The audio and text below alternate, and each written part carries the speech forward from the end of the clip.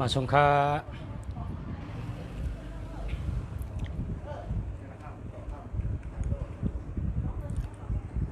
มาสงขลา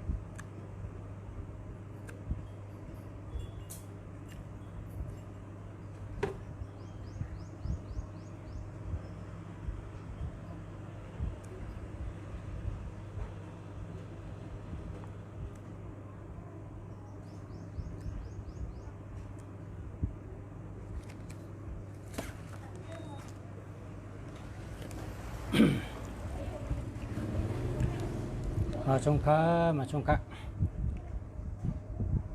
tôi lại khá tôi lại khá พอใครถามtôi หมายพงจ่องดีก็ถามกันมาเลยครับเตรียมว่ามาสงขลาแล้วก็เตรียมหมายพงกันนะมาสงขลาไหนก็เตรียมหมายพงนะผมหมอลิกไทยก็เตรียมลิกไทยก็ได้เตรียมลิกไทยก็ได้เตรียมลิกมานก็ได้หมอหังก็เตรียมนั่นกันนะถามกันมาครับ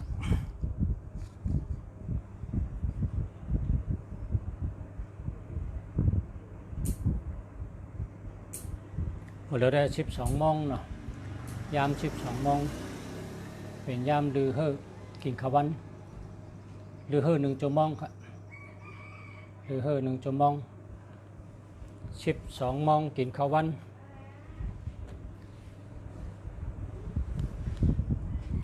พอดือเฮอยาวก็กินข้าววันเหกินข้าวยัน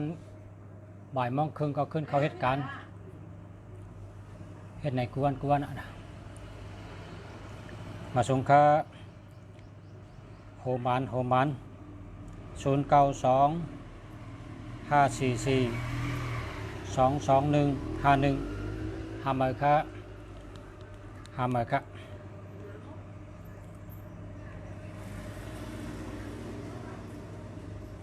มาสงขลาปัจจะมาสงขลาคุสาเมืองดีเมงกลาปามาสงขลาปัจจะมาสงขลา092 502 5509 55409และ092 607 97 200หาเมอค่ะหาเมอทั้ง2 อันนะหาเมอทั้ง2 อันค่ะ099 7177 1868หาเมอค่ะมาสงขลาเพราะว่าตัวนับเผอมี121318นะ121318หาเมอค่ะ273767เพราะเผอมีเจ้าในก็หาเมอค่ะ06 568 9370หาเมอค่ะ0977 441 6122หาเมอค่ะ096 631 82457มันมี18ค่ะหาเมอค่ะ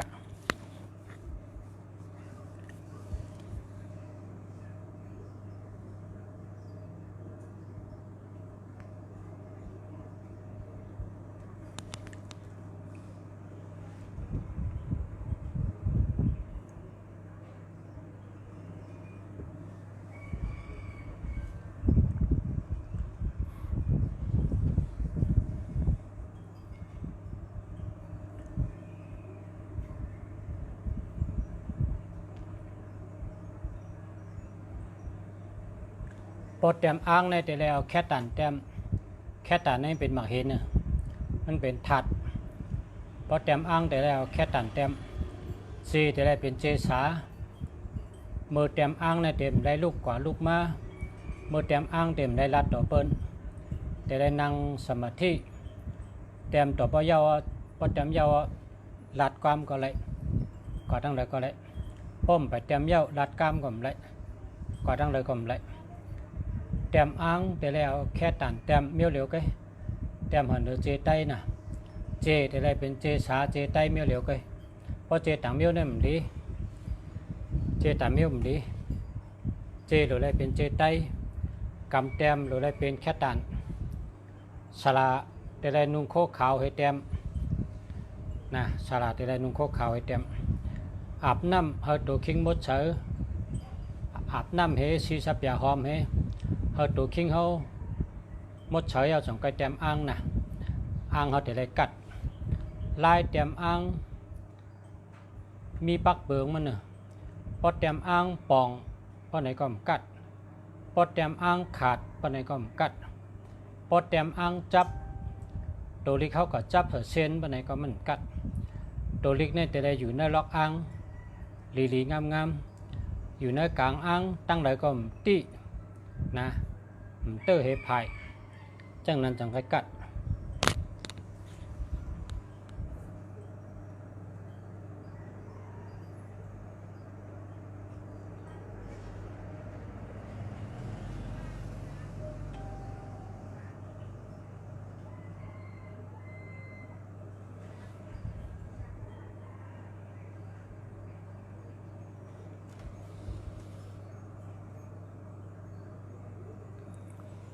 099-435-9982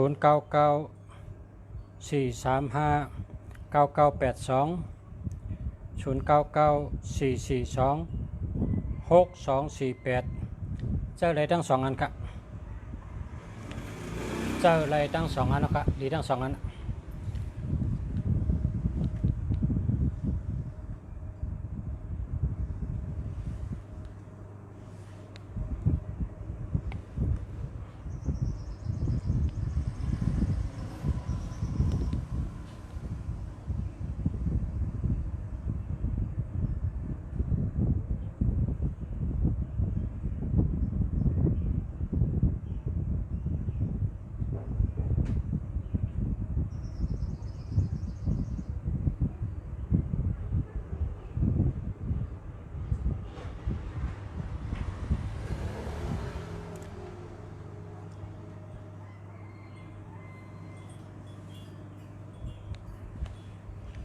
มาค่ะมานำครับข่าวยำกลางวันเต็ง1 ชั่วโมงมาถามด้วยหมายพงครับหมายพงจองหลีนะมาถามด้วยหมายพงครับ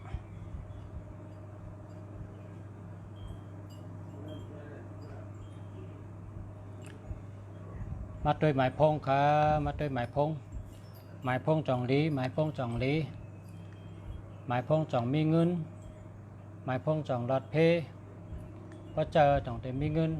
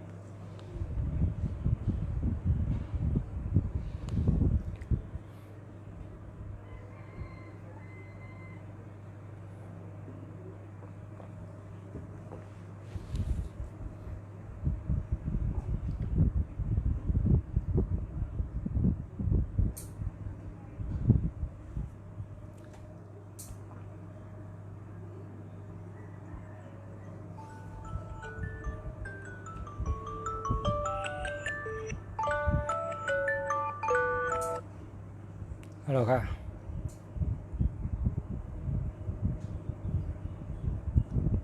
เอาค่ะ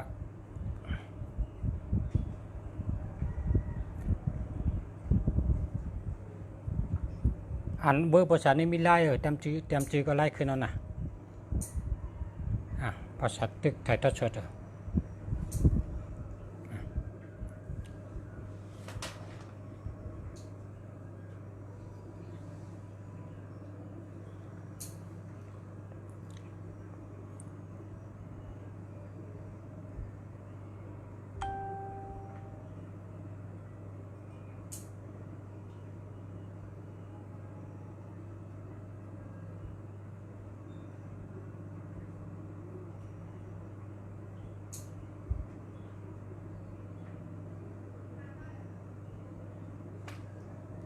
อ๋อนี่เป็นวันเกิดคาหน้าคาส่งอ่ะป้าน้องค่ะ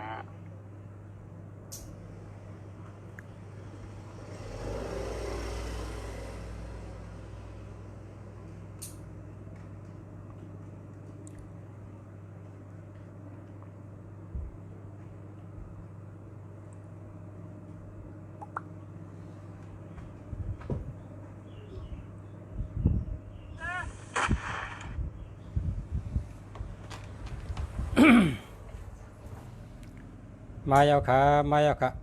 0978389687อันนี้แค่มาอันนี้ติรัดในติเป๋นะ097ในเป็นทัดลิ้นก้นอันมีตัวนับ9779ในเป็นก้นมีสมาธิหลี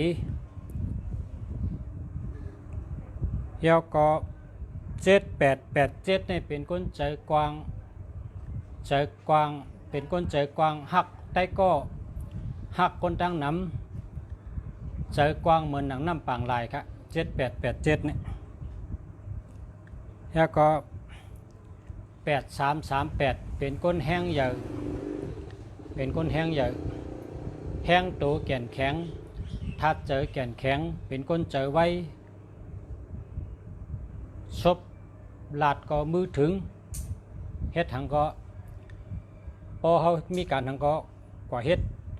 ตั้งตัวตั้งเจอกับเฮ็ดตั้งลาดก็ลาดเฮ็ดก็เฮ็ดจอมกำเดียวอันนี้เป็นห้อง8338 8998มีอำนาจครับมีอำนาจมีปรามี9669ไรเงินดี8998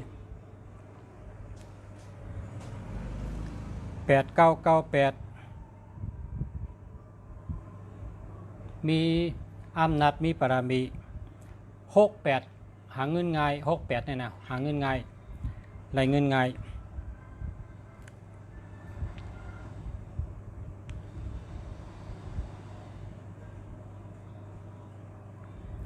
8778เป็นก้นใจกว้างเจอเย็นใจยาววางแผนเข้าไก่7447วนน้ำเจนจ้าน้ำอีกหนึ่งเนาะ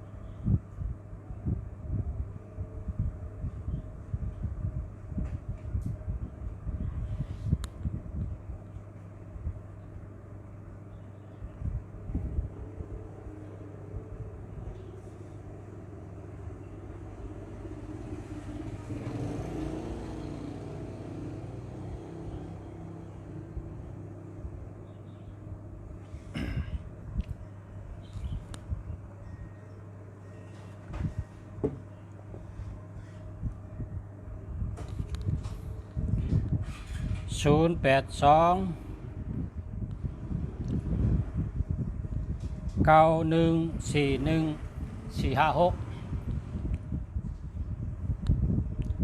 เจอแล้วครับแคมแล้วครับ456 789 168 289เขาจะได้เป็นตัวนับมีเงินเขามีเงินหนำพารามีตัวนับ456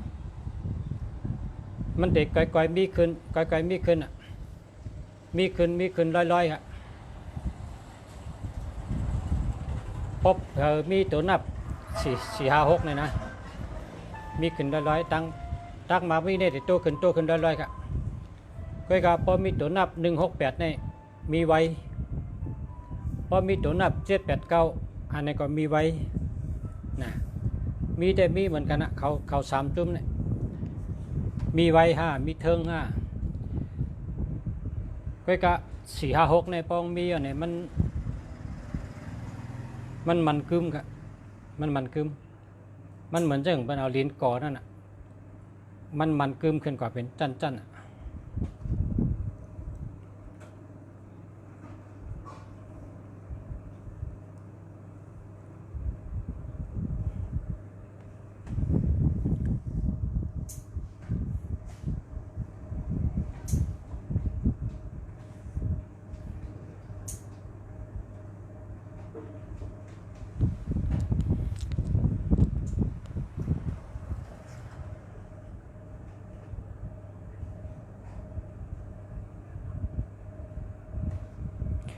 4 4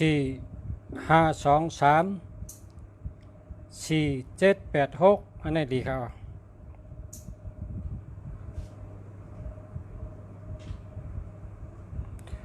0996924824อันนี้ใกล้ปอกถี่อันนี้ก็ในลีจะใกล้ปอกถี่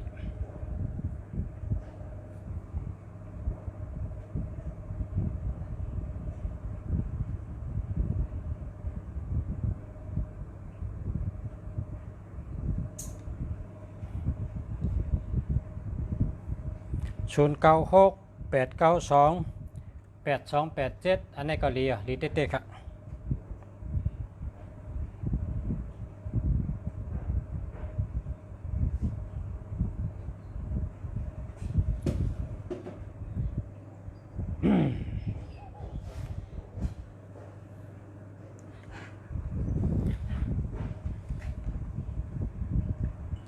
เมื่อนั้นไปได้กินกับผีเงานอนดูกินกับผี1 วัน 1ก๊อกเมื่อนั้นไปได้กินกับผีเมื่อนั้นน้ำอุ่นไปเลือดครับไปได้กินป้อมไปได้กินกับผีในเงานอนสุรสติงไปลงพอได้กินกับผีได้สุรสติงลงกับผีในเมืองไทยในเปิ้นกินน้ำนะกินกูก็กินน้ำแล้วก็เปิ้นผูกเมืองไทยเนี่ยนะเปิ้นขึ้นเลี้ยงขึ้นเมืองไทยนี่มันป้อเล่งกันนะป้อเล่งกันแล้วก็ชื่อเมืองนอกมาแทงครับแล้วก็ชื่อกับผีเมืองนอกมาเล่งกัน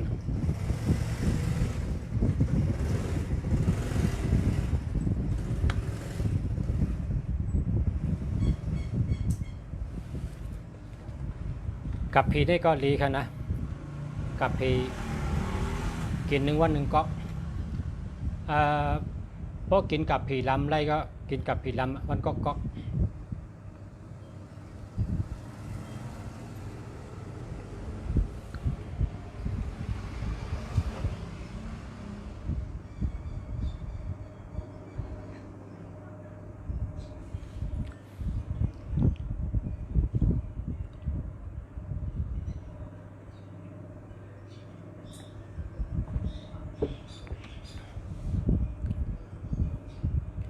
มาแนมและกินกับผีก็เลยตัวหมายพงเมียวเหลวก้อยค่ะเพราะว่าตัวปลาจูจริงนี่มันเลยวนน้ำมันเลยนับมันเลยตอกเลยนับเลยตอกนะเลยกุสูงแต่เลยนำแต่ว่ามันก็เลยเฮ่อเฮ่อ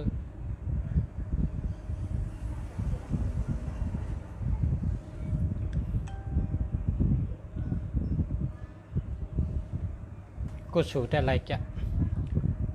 กุสูแต่ไรนำจะ แต่ว่าเฮ้อเพราะว่าเมื่อกังเจ้าในมีการเมื่อในเป็นวันทุนเมื่อในเป็นวันกำผาทุนก็เลยได้เต้นนำลูกดื่มเจ้าจำอะไรกินกับพีเนี่ย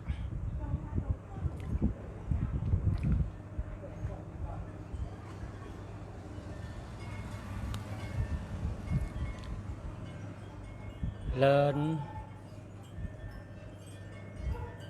3เลิน7เลิน11เลิน3เลิน7เลิน11ในเป็นลาดตามวันจันทร์มันติดเนาะ3 7 11ติดจันทร์เนี่ยเขาว่า3 7 11ติดจันทร์เนี่ยนะ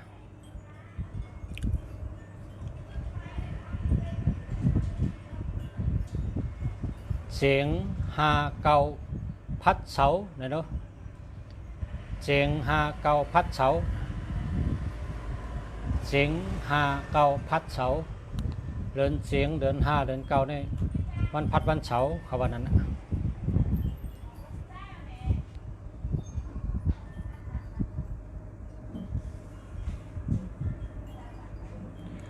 มาสูงค่าวันนี้คาเตย้อนตัวหมายพงก้อยนะเพราะว่าเกี่ยวกิ้งสู่เจ้านั้น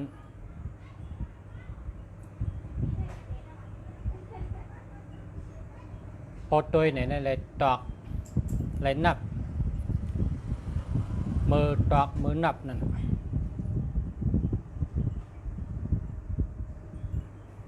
มาสงค้าให้พอจะเข้าอยู่ดีอาจากยืนยาวใจกำขาเนี่ยสาธุสาธุสาธุสาธุค่ะสาธุค่ะพอสู่เจ้าด้วยเป็ดต่างเย้าก็สู่เจ้าก่อนดูจำหนังลุงแสนลาดนั่นนะพอมันด้วยว่าดูเจนก็ดูติ๊กๆพอดูในเล็กกุชู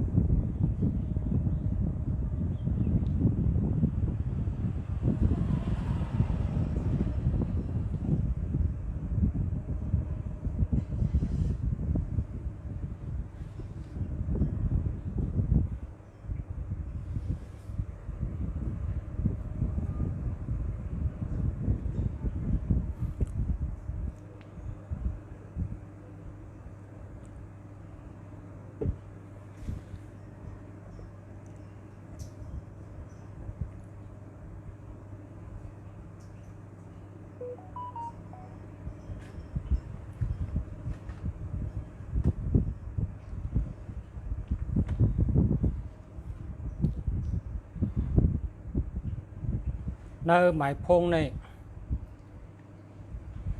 พอเขามีตัวนับ1 2 1 3 1 8นี่แลกข้างเปิดข้างมันในหมายพงเจ้าเก่าเนี่ยตีเลยก็เยอะในกลางมันก็เยอะตั้งหูตั้งหางมันก็เยอะพอมี1 2 1 3 1 8ก็แลกให้พอมี2 7 3 7 6 7เจ้าในก็แลกให้แลกข้างกล้วยนะ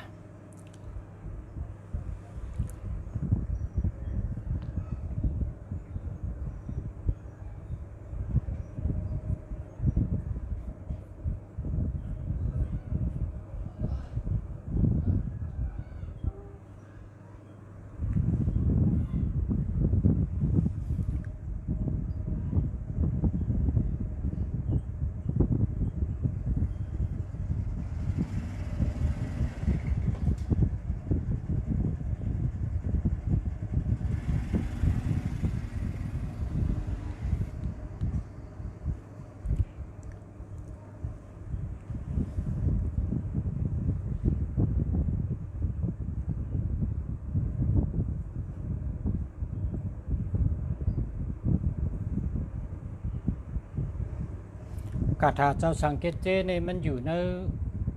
YouTube เฮาก็เตรียมเขาก็ใน YouTube เตรียมว่า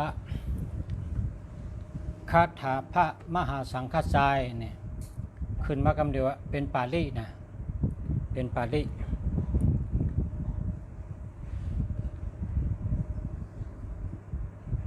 คาถาปูจาพระมหาสังฆจายขึ้นมาเต็มเขากับใน Google ก็แหละเต็มใน YouTube ก็แหละ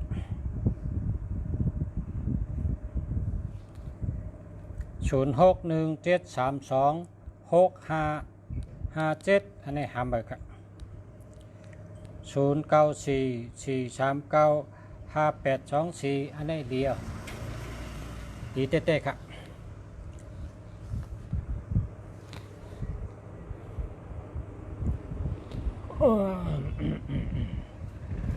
ทำแต่กะกินกับพี่กันเงานอนเมื่อนั้นได้กินกับพี่ก็เงานอน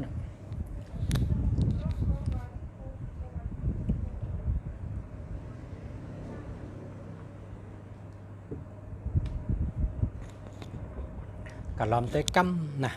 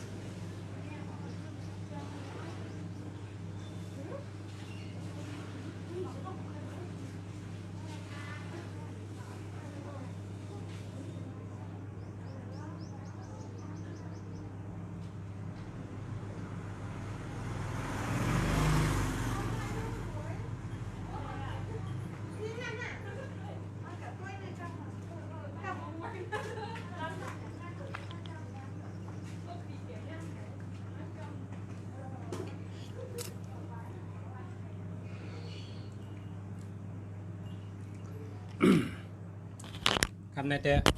ลืบผีตานอนปลายอ่ะคำในแต่ผีตานอนปลายอ่ะ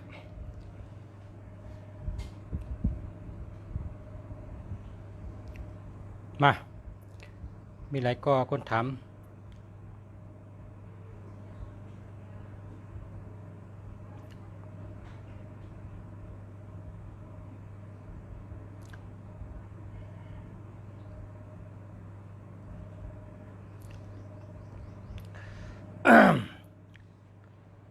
0823190221หาใหม่ครับ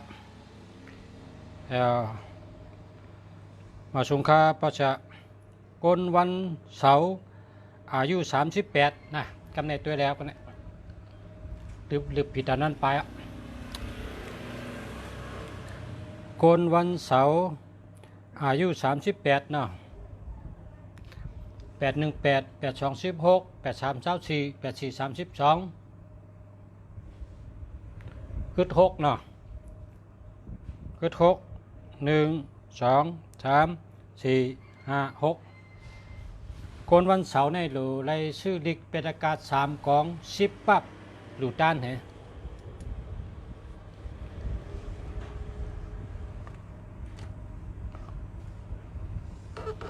ปลายหลูต้านได้แต่ลิกูเมียว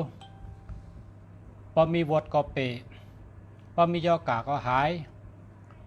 เพราะว่าเฮ็ดต่อกอมถูกเฮ็ดต่อกออำมัน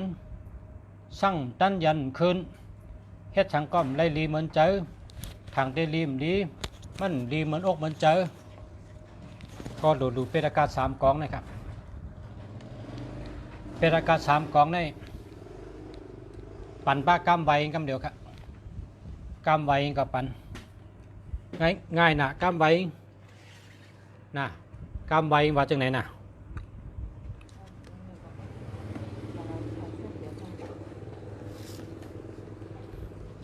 กำไว้ก็ง่ายกุ้ยนะโมตัสสะภะคะวะโตอะระหะโตสัมมาสัมพุทธัสสะนะโมตัสสะภะคะวะโตอะระหะโตสัมมาสัมพุทธัสสะนะโมตัสสะภะคะวะโตอะระหะโตสัมมาสัมพุทธัสสะ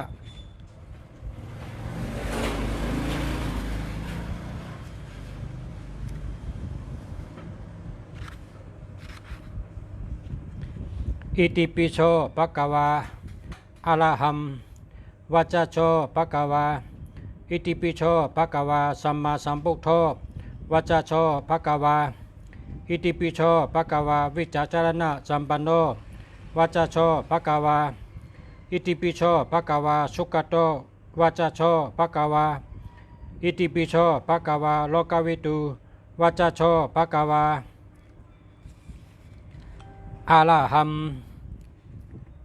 อะระหันตังสารนังกัสสามิอะระหันตังสารนังกัสสามิอะระหันตังศีราสานามามิ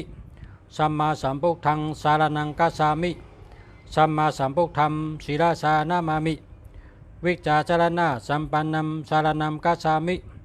วิจาจารณะสัมปันนัมศีราสานามามิสุขตังศีราสา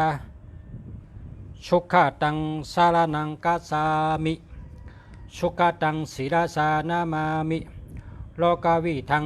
สารนังกัสสามิโลกาวิทังศีราสานามามิ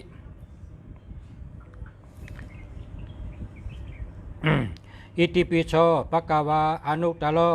วัจจโชภะคะวะอิติปิโสภะคะวะปุริสะธรรมสารถิวัจจโชภะคะวะอิติปิโสภะคะวะสัทธาเทวมนุสานังวัจจโชภะคะวะอิติปิโสภะคะวะปุกโธวัจจโชภะคะวะเนี่ยง่ายๆก็อันนี้เป็นกำไว้เป็นอากาศ3กองเพราะว่าก็แล้วเจ้าแล้วผู้แล้วเผยเกิดวันอาทิตย์วันเสาร์วันศุกร์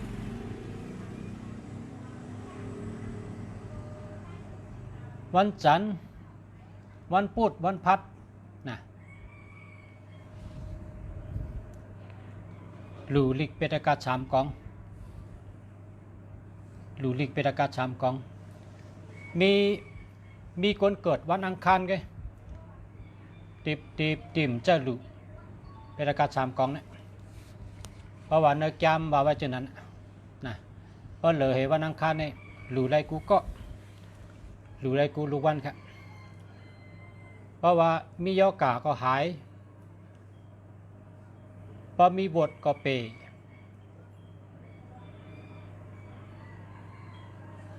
พอเฮาเฮ็ดต่อถูกเฮ็ดต่อมันเฮ็ดการสังคมต้มต้นเฮ็ดสังคมขึ้นช่างขึ้นสูงนะหรือไรไว้เต๊ะเป็นอากาศ3กองนะครับนะ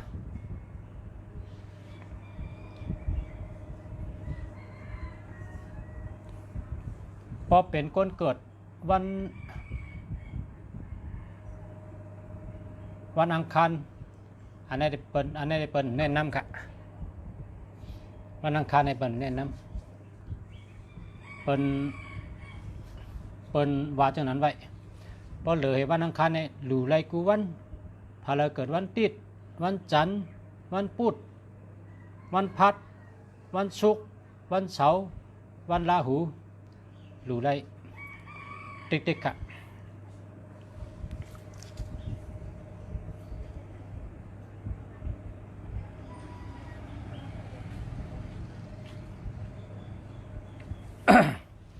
คนวันพุธในปลาไข่เจียวหมักเจียวมีนะคนวันพุธนะปลาไข่เจียวหมักเจียวมี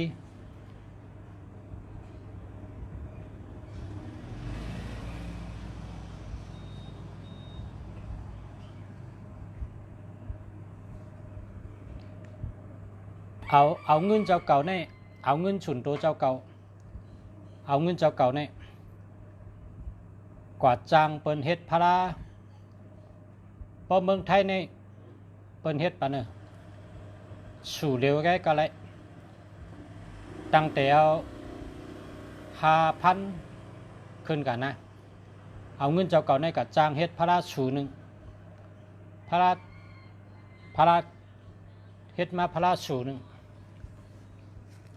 แล้วก็เตรียมจื้อเสติฐานพระเป็นเจ้านั่นตั้งนางนั่นฐานปะหลังนังนั่นนะพอเตรียมเสร็จแล้วเอาเมื่อหลุดที่จ้องเอากับหลุดที่จ้องอันมีจื้อเกาหลีตีนเกาหลีนะจ้องอันมีจื้อหลีตีหลี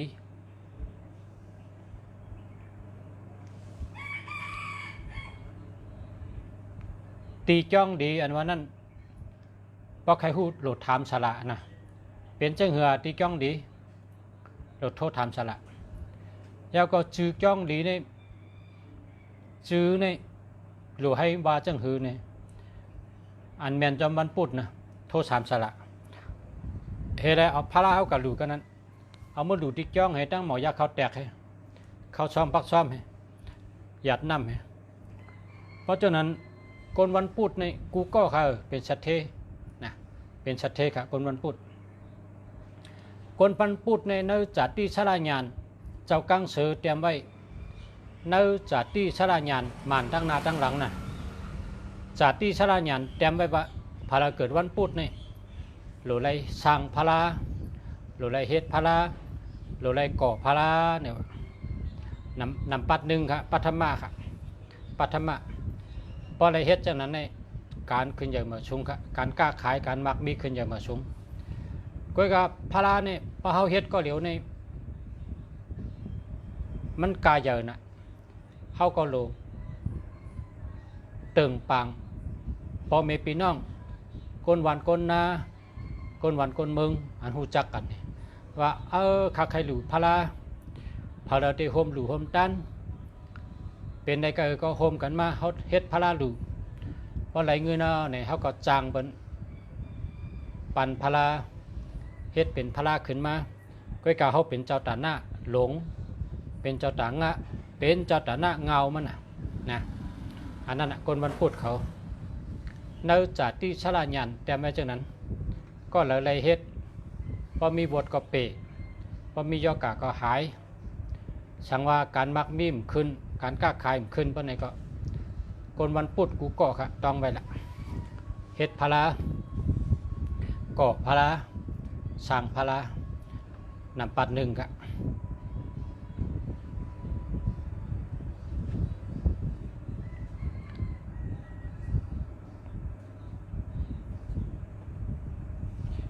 มาสงคาเวอร์โทคา062 619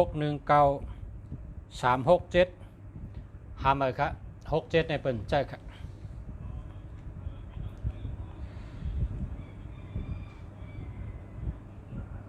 มาสงคา082 717 9329จังลีค่ะเอามาสงคาเบอร์โทรค่ะ061 919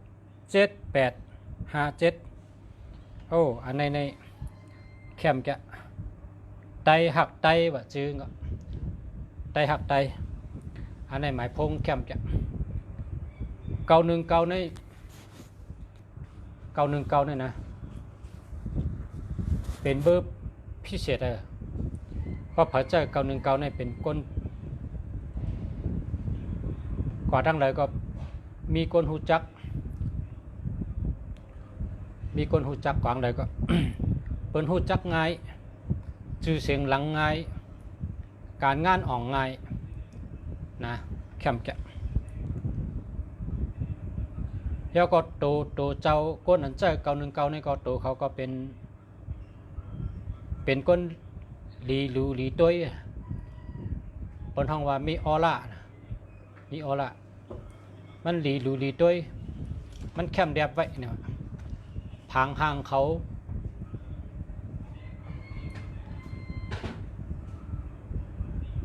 พังห่างลองลัดลองจ้าลองต้งหนึ่งลองอยู่เศร้าลองเฮ็ดช่างเขาเนี่ยมันลีชนใจไว้ก็นั่นแหละเพราะพระเจ้า919เนี่ยเป็นก้นจังนั้น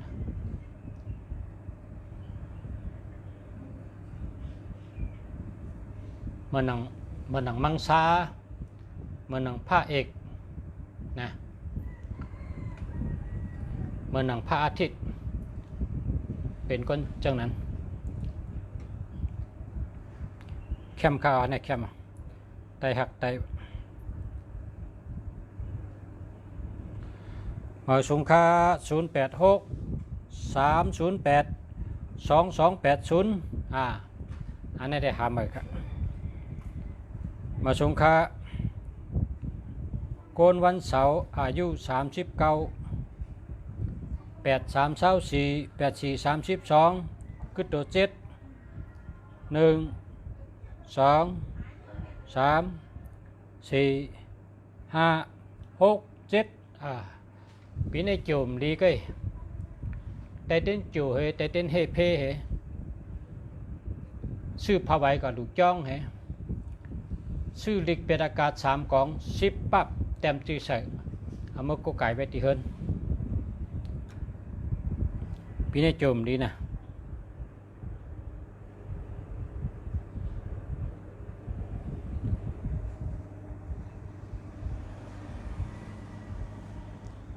086 308 2280หามาครับ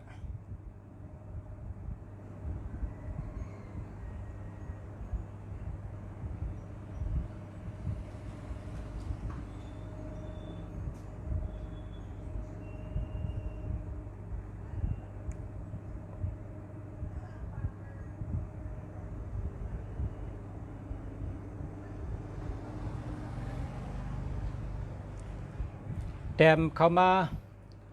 แต้มวันเกิดเทแต้มอายุเห็นนะแต้มมาใหม่นะเมื่อในติดตัวปันเมื่อว่ามตันตัวเมื่อในตัวปันค่ะแต้มมาวันเกิดตั้งอาศักดิ์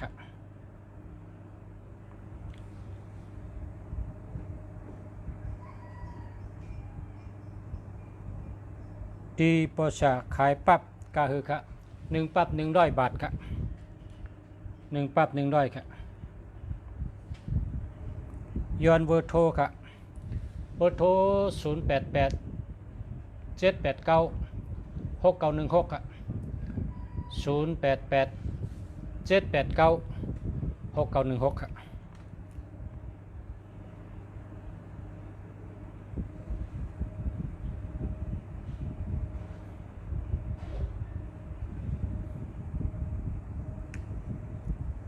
0644970903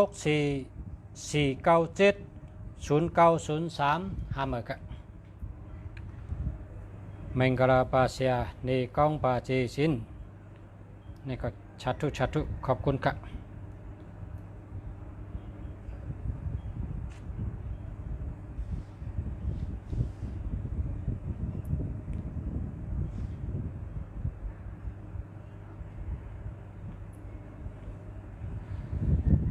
097588382296อันนี้แค่มาเจอแล้วครับ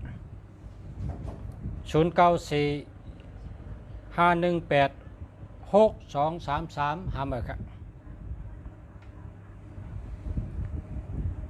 0620686017ห้าเมื่อครับ0971535672ห้าเมื่อครับ0945186233มันมี18ครับห้าเมื่อ0946248961เจอแล้วครับ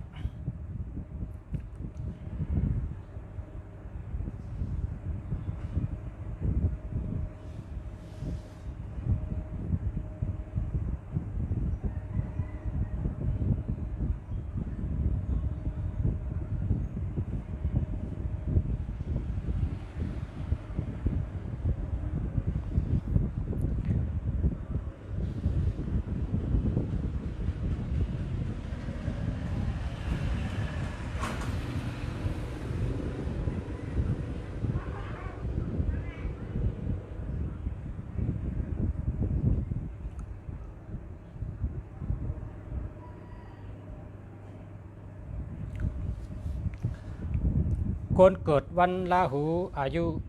29-30นี่ปล่อยปลาเย็นอสักเจนะปล่อยปลาเย็นอสักเจแต่ได้ปนข้อนะเด็กคำพลาอสักเจเฮ็ดเขาอยากกู้ดูจ้องนะ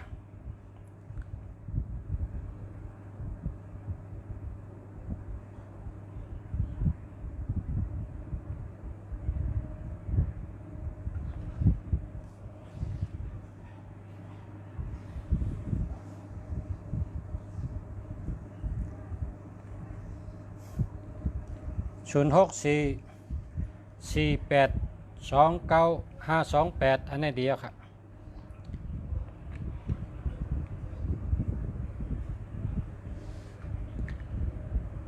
0966851116อันนี้เดียวครับ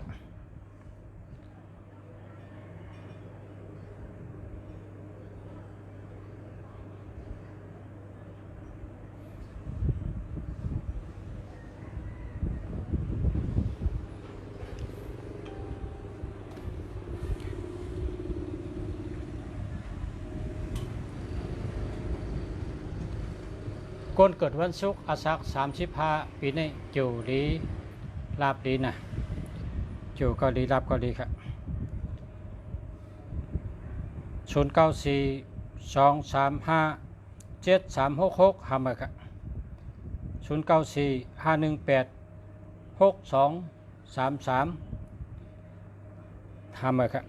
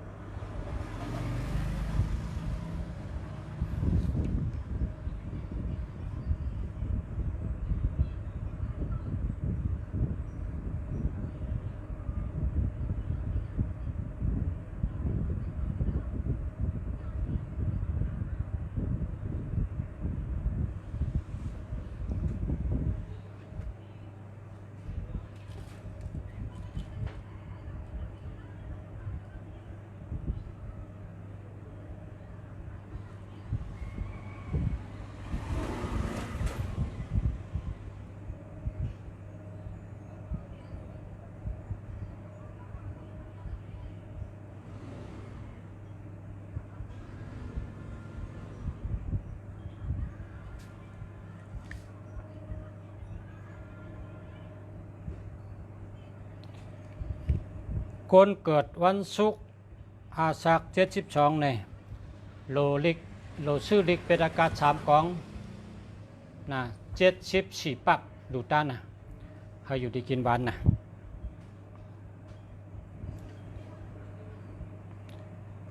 0615594782อันนี้เดียวครับ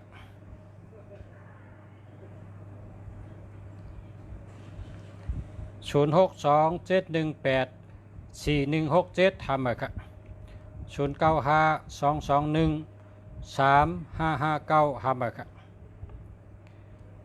0944418639ทำไปครับ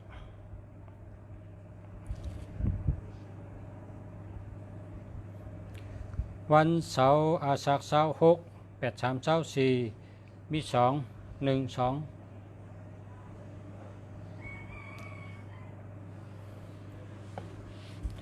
คนวันเสาร์อาสัก26นี่ตั้งหลีตั้งให้เข้าครึ่งกันนะเพราะว่าโจหลีก้อยกลางเป็นยันเพราะเขาไรสั่งมากก็อย่าไปรีเจอมันก็อยู่จอมเฮาหึง มันก็ขึ้นกว่าขึ้นมันเป็นโจยัน0945898990นะห้ามเลยนะคนวันพุธอาสัก41ปีนี้เกี่ยวก็ดีลาบก็ดีการงานดีการค้าขายดีครับ0969203990ห้ามเลยครับ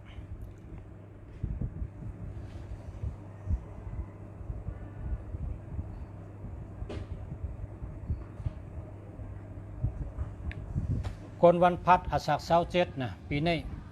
จู่ก็ดีลาบก็ดีการงานดีการเงินดีนะ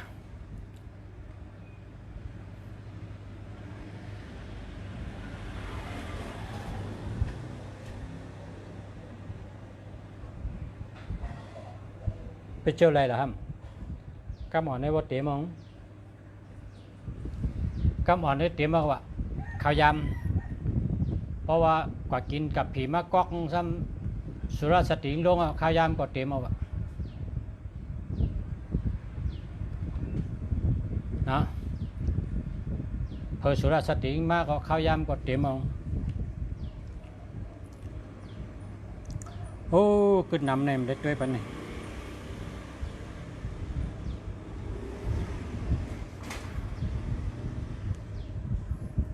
0946894368อันนี้เดียวคนวันพัด42คนวันพัด42นี่ปล่อยปลาเย็นนะอาสักเจเด็กคำพลาอาสักเจ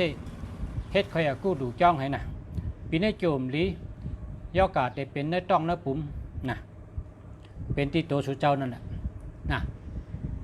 ป้อมไปได้รู้ว่าเป็นเพราะรู้ว่าก็มันเป็นปล่อยปลาเย็นอาสักเจเด็กคำพลาอาสักเจ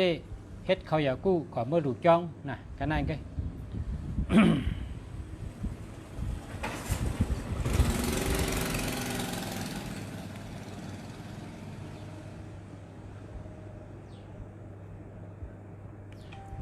คนวันศุกร์อาสัก26ปีนี้ไตเต้นอาสักเจดูด้านพระเป็นเจ้า27ตนพอถึงวันอาทิตย์ให้กวาดไตตีพระหลงนั่งเป้าต่อเต้นประมดพอเต้นหมดเอาเฮาสุดต้องว่ากับเป็นตั้งไมกูเมียว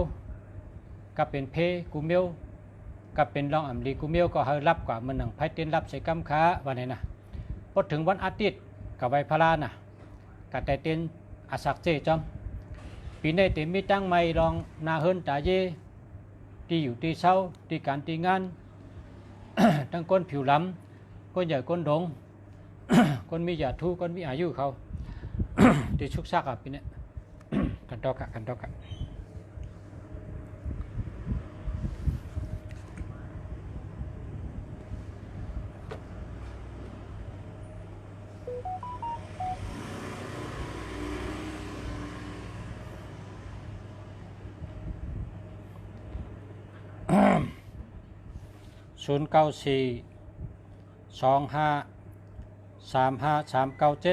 นะ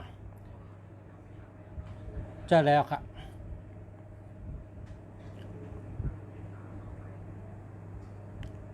คนวันพุธอาสาฬห34กึศ2ปีนี้เอา คนวันพุธอาสาฬ34เนี่ยนะปีนี้นะคนวันพุธอาสาฬ34เอาซอกดิน1กูกน1ผืนเชิญ1ผืนกับ8รองน้ำวันเสาร์ยามกลางคืน10 โมง8เห็นนะป้อม8แต่สุดที่มีเพนำทวนเพราะว่าจูมนี้นะเพราะ8แล้วก็มีเพเอากับ8ซอกดิน1กูกน1ผืนเชิญ1ผืนอันชูเจ้าเสือนั่นแหละอันชูเจ้าตึกเสือตัวเดียวนี่แหละซอกดินก่อนนี่กนก่อนนี่เสือก่อนนี่นะอย่าไปซื้อมาเอาที่ชูเจ้าใส่ทั้งวันนั่นนะซอกดินกูกนพื้นเชือพื้นกับวันเสาร์กลางคืน10 โมงยาม10 โมงกลางคืน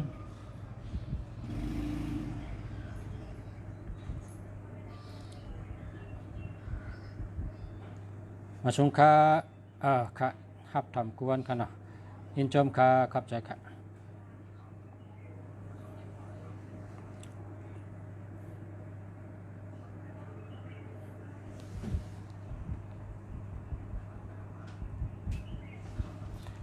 วันอังคารอาสัก28 83 24กึศ4 1 2 3 4คนวันอังคารอาสัก28ปีนี้จู่ดีจ้ะจู่ก็ดีรับก็ดีการงานดีการเงินดีได้ก็ดีชื่อเสียงดีคนหักน้ำนะ